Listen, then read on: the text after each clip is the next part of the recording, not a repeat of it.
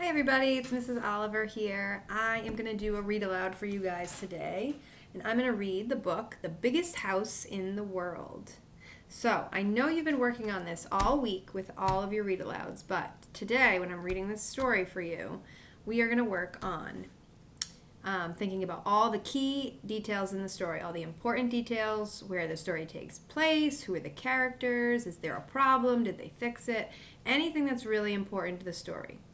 We're also going to ask and answer questions as we read. So good readers, when they're reading, they're thinking as they're reading, and they're asking questions. Why did this happen? What's going to happen next? And then as they read, they try to find the answer. So today we're going to work on that together as we read the story. All right, are you ready? The Biggest House in the World.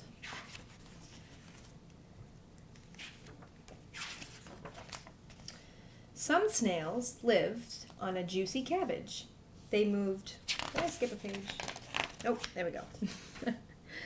Some snails lived on a juicy cabbage. They moved gently around, carrying their houses from leaf to leaf in search of a tender spot to nibble on. So already telling you important things about these snails. It's telling you where they live and how they move.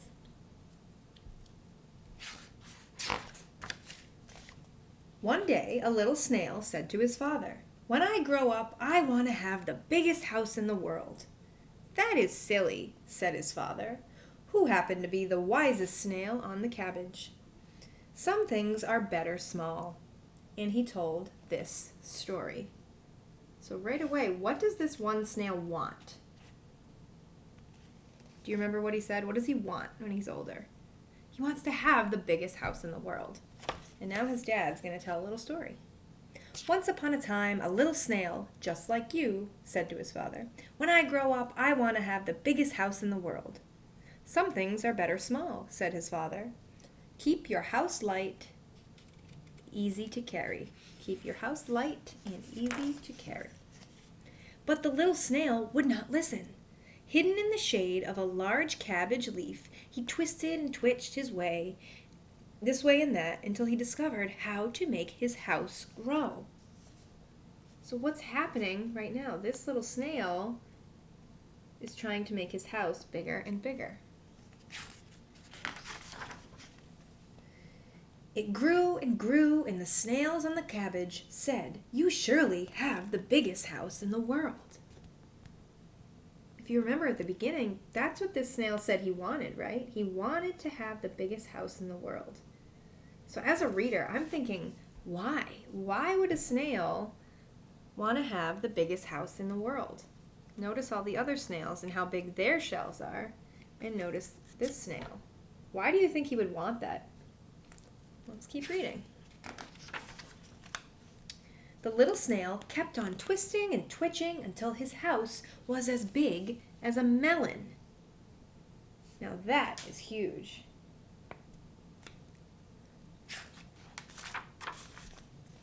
Then, by moving his tail swiftly from left to right, he learned to grow large pointed bulges. So you can see all the little things on his snail shell that he's learning to grow.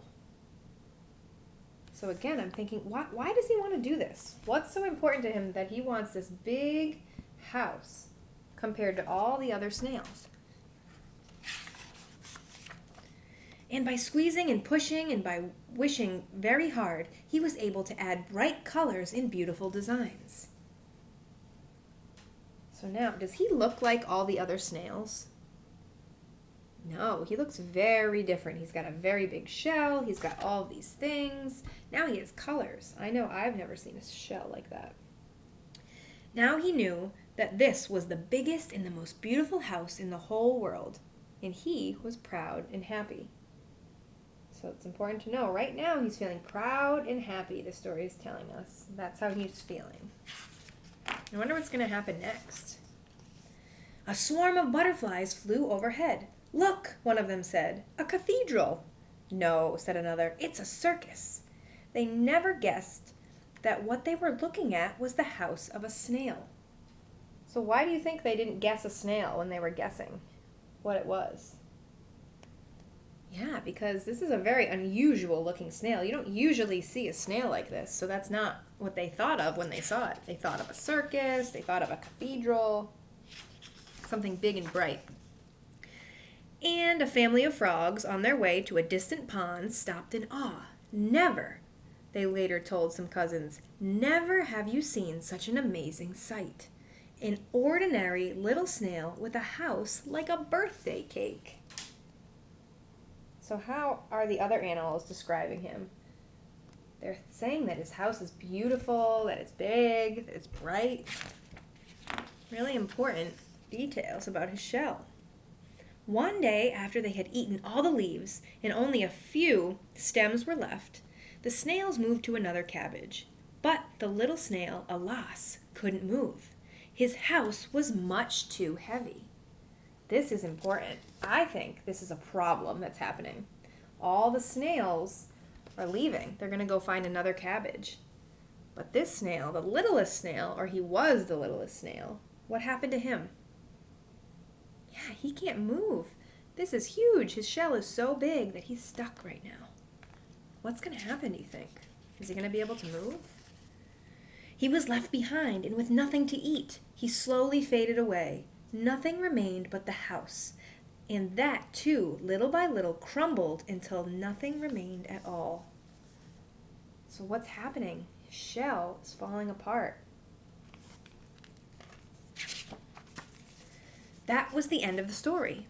The little snail was almost in tears. But then he remembered his own house. I shall keep it small, he thought, and when I grow up, I shall go wherever I please. So he's talking about if he had a really big house like that snail, he wouldn't be able to go anywhere. He would be stuck. He wouldn't be able to move. So the little snail's thinking, well, I really want to go places, so I'm going to keep mine small so I have places to go. And I can go wherever I want. And so one day, light and joyous, he went on to see the world. Some leaves fluttered lightly in the breeze, and others hung heavily to the ground, where the dark earth had split. Crystals glittered in the early sun. There were polka-dotted mushrooms and towery stems from which little flowers seemed to wave. There was a pine cone laying in the lacy shade of ferns and pebbles in a nest of sand, smooth and round, like the eggs of a turtle dove. Lichen clung to the rocks and bark to the trees. The tender buds were sweet and cool with morning dew. The little snail was very happy. So how is the snail feeling now at the end? He's feeling happy because he decided to keep his shell the way it was. Small and little and perfect just as it is.